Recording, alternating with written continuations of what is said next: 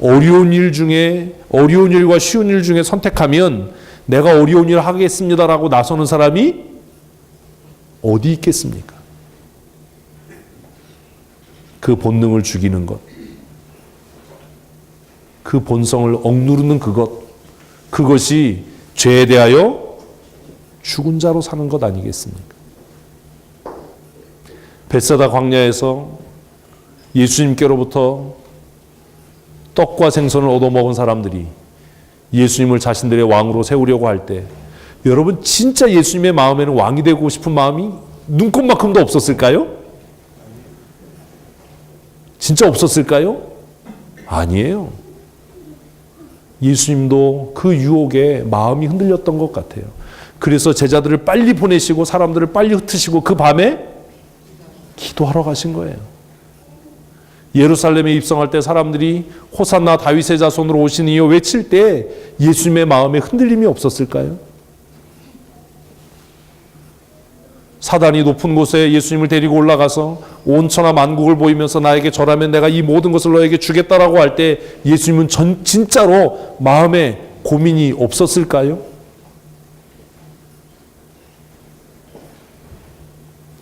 바울은 우리만 이렇게 살았는 게 아니라는 거예요. 예수님도 이런 고민과 이런 결단으로 사셨다는 겁니다. 그래서 11절에 이와 같이라고 얘기하는 거예요. 예수님께서도 죄에 대하여 죽은 자로 사신 것처럼 너희도 이제 그리스도 예수 안에서 그리스도를 본받아 그리스도를 따라 죄에 대하여는 죽은 자요 하나님께 대하여는 살아있는 자로 살아라. 그것이 하나님의 말씀이면 내 생각과 내 감정과 일치하지 않아도 그 말씀에 복종하는 삶이 하나님께 대하여 어떤 삶이요? 살아있는 삶이에요. 이 잔을 내게서 지나가게 하여 주십시오. 그러나 아버지 내 뜻대로 마시고 아버지의 뜻대로 되기를 원합니다. 이 기도를 3번씩이나 했던 이유가 뭐겠어요? 그리고 그 기도를 마치신 예수님은 잠들어 있는 제자들에게 일어나 함께 가자. 일어나 함께 가자. 그리고 그 십자가의 고난의 잔을 기쁘게 묵묵히 침묵하시면서 감당해 내셨던 것을 성경을 통해 우리는 알고 있습니다. 예수님께서 자신을 죄에 대하여 죽은 자요 하나님께 대하여 산 자로 사셨던 것처럼 오늘 이 성찬에 참여한 우리 모두가 다 죄에 대하여는 죽은 자요 그리스도 예수 안에서 하나님에 대하여는 산 자로 사는 믿음의 사람이 되시기를 축복합니다. 우리 12절 말씀을 읽겠습니다. 그러므로 너희는 죄가 너희 죽을 몸을 지배하지 못하게 하여 몸의 사역에 순종하지 말고. 여러분 로마서가 정말로 의외이고 놀라운 것은 우리 장로교 개혁주의 신앙은 구원은 전적으로 하나님의 은혜라고 가르칩니다. 그런데 로마서를 읽어보면 그 하나님의 은혜뿐만 아니라 우리의 의지적인 결단을 굉장히 많은 부분에서 강조하고 있는 것을 발견하게 됩니다.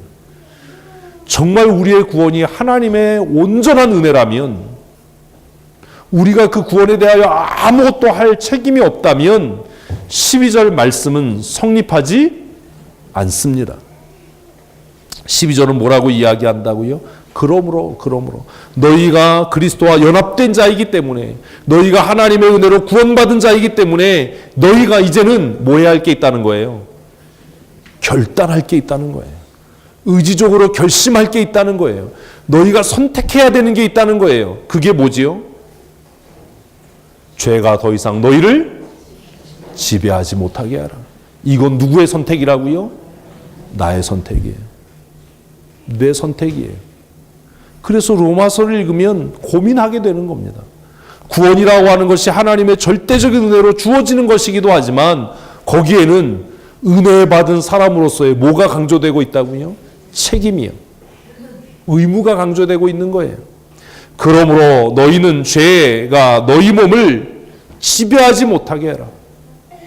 어떻게 지배하지 못하게 하죠? 그건 내 자신의 선택입니다. 내 자신의 결정입니다. 우리 안에 두 마음이 있는 것을 우리가 압니다. 하나는 무엇을 따르려고 하는, 죄의 본성을 따르려고 하는, 과거의 욕망을 따르려고 하는, 인정받고 칭찬받고 쉬운 일, 영광이 되는 일을 추구하려고 하는, 손해보고 싶지 않은, 십자가 지고 싶지 않은, 한편에서는 희생하고 헌신하고 낮아지고 내 뜻을 굽히고 화평과 하나됨과 연합을 위해서 스스로 고난당하고 욕먹는 일을 하는 그 두 가지 마음이 우리 모두에게 있습니다.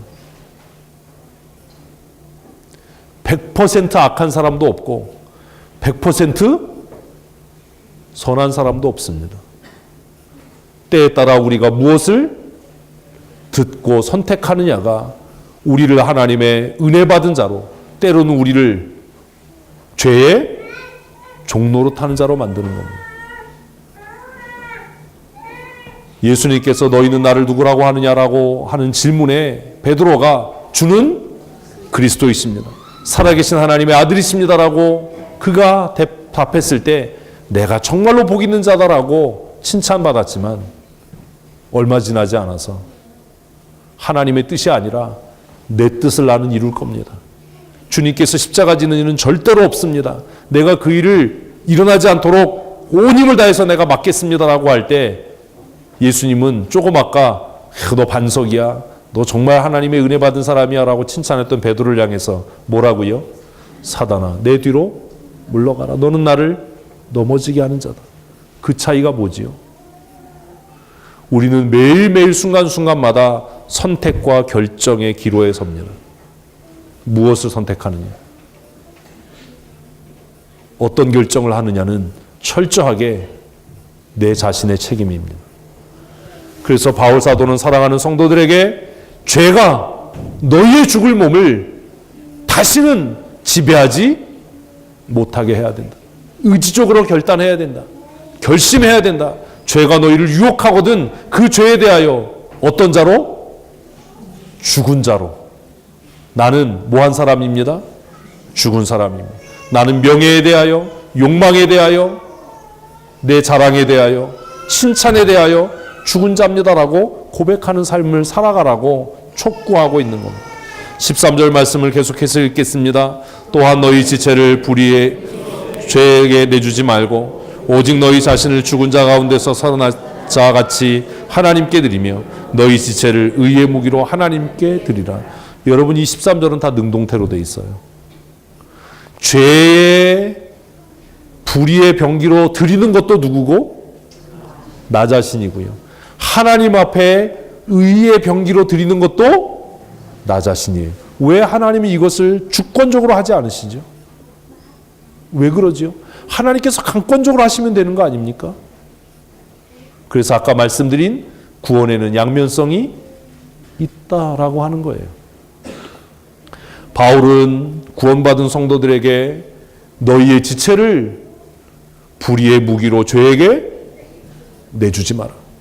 사단이 너의 마음을 격동시키고 사단이 우리의 마음을 흔들 때 야 이건 네가 나서서 해야 돼, 이건 네가 나서서 라고 할 때 그 본성에 귀 기울이지 말고 반응하지 말고 예수님께서 자신의 몸을 하나님께 의의 병기로 드려서 십자가의 대속의 제물이 되신 것처럼 너희도 너희의 몸을 하나님께 의의 무기로 드리라라고 권면하고 있는 겁니다. 사랑하는 성도 여러분, 내 몸을 누구에게 드릴지, 무엇의 도구로 쓰게 할지는 내가 결정하는 겁니다. 우리가 매 순간순간마다 결정과 선택의 기로에 서게 됩니다. 그 선택의 순간마다 오늘 이 성찬 예식을 기억하실 수 있었으면 좋겠습니다. 나는 죄에 대하여 죽은 자입니다. 한번 다시 하시겠습니다. 나는 죄에 대하여 죽은 자입니다. 나는 하나님께 대하여 산 자입니다. 무엇이 하나님의 뜻인지, 무엇이 내 본성이고 내 이성의 판단인지가 아니라 무엇이 하나님께서 원하시는 뜻인지를 고민할 수 있는, 그래서 내 몸을 스스로 불의의 무기로 죄에게 내주는 어리석은 자가 아니라 하나님께 우리의 몸을 드려 의의 무기가 되게 하는 거룩한 믿음의 사람들이 다 되시기를 축복합니다. 14절 말씀을 우리 함께 읽겠습니다. 죄가 너희를 주장하지 못하리니 이는 너희가 법 아래 있지 아니하고 은혜 아래 있습니다. 아멘. 어떻게 할 때요? 그렇게 결단할 때예요. 우리가 그런 생각하잖아요. 본성을 어떻게 이겨요? 본능을 어떻게 이겨요? 14절은 이길 수 있다 없다? 있다예요. 우리가 결정하고 선택하면 하나님께서 우리에게 감당할 능력을 주실 줄로 믿습니다.